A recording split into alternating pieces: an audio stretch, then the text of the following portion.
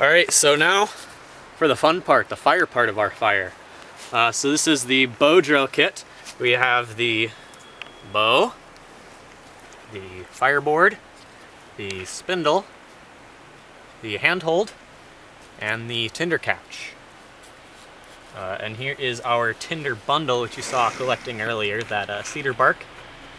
Alright, so one important part here that I never believed to do for years for some silly reason, then I learned the wisdom, is to put some pine needles in the hole of your handhold, and the oils in those needles acts as a lubricant, and that way you don't have to work as hard. You're not fighting friction on the top. And the other action is so it doesn't burn through all the handhold and hit you in the hand. So you put the spindle in, just like this. There should be a little bit of tension there.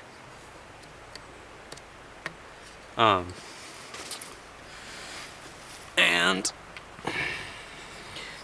get that spindle in there, make sure it's all in the lubricant there. And you just start moving back and forth. You go nice and slow at first. And as you can see, my arm is about the only thing moving. That way I'm saving energy rather than jerking my whole body around.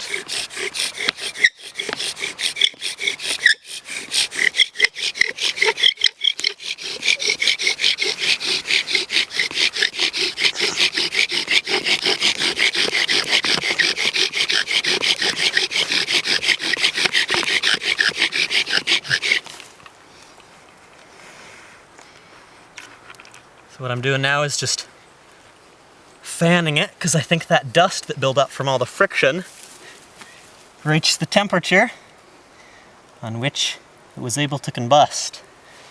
So I gently knocked it out of that hole, keeping it intact.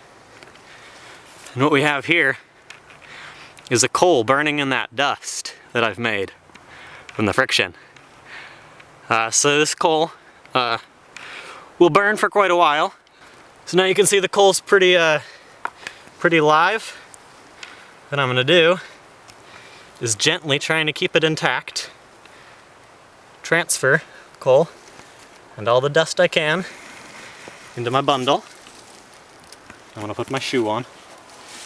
I like to take my shoe off on here so it doesn't get all muddy. And then what I'm gonna do is put my coal and nestle it as good as I can down in there and try and blow it up into a flame.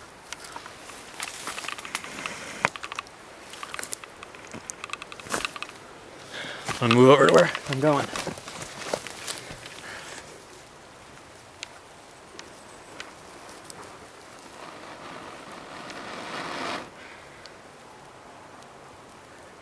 Once you got a little flame, you can just let it build.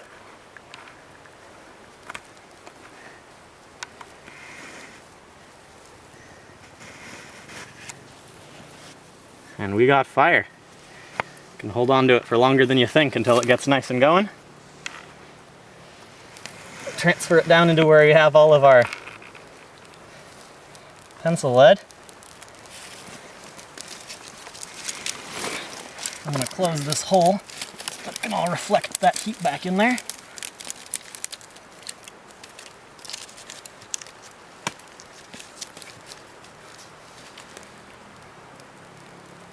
And now you let it do the rest. As you can see, it's slowly transferring up the levels of bigger and bigger wood. And I left it kind of open so you could see it up here, but ideally this would be covered too.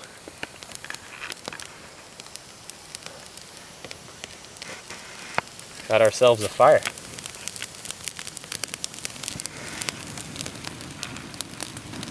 Now you can see all the all that smoke coming out. That's unburned wood because this is wet. Pretty soon there'll be much less smoke because all that burns up.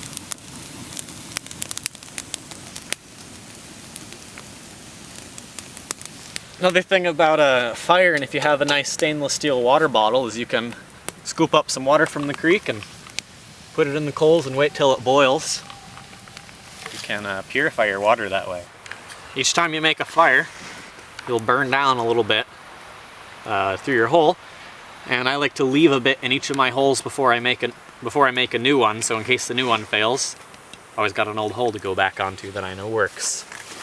So to make a new hole, you start, I like to go around an inch or so from my last one, and as far in, a little further than your spindle is wide. You need to make a place for your hole to start. So that's where the knife comes in. Just so the spindle doesn't slip off of there when you're first working. That's probably good.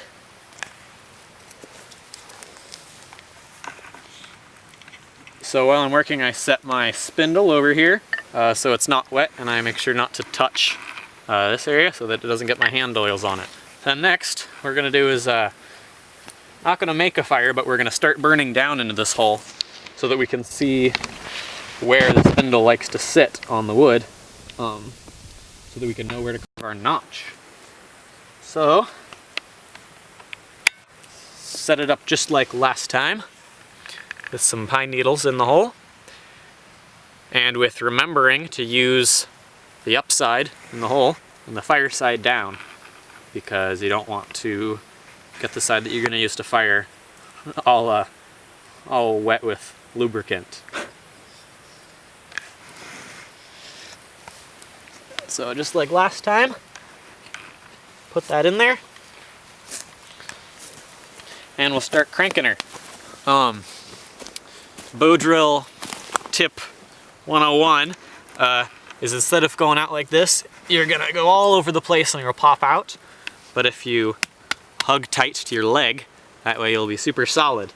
And you don't have to use a lot of your arm muscles to try and hold it in like this. The only really thing that should be working is your arm and your tricep to move back and forth.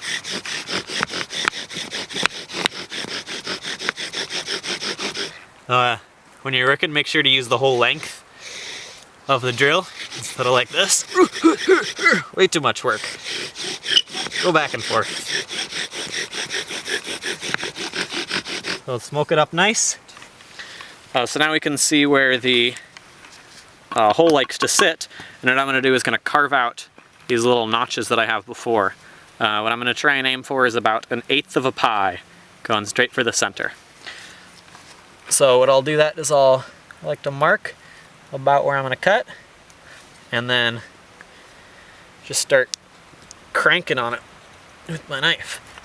Sure to turn it around each time so you don't cut towards yourself. You don't want to slip and pwn yourself.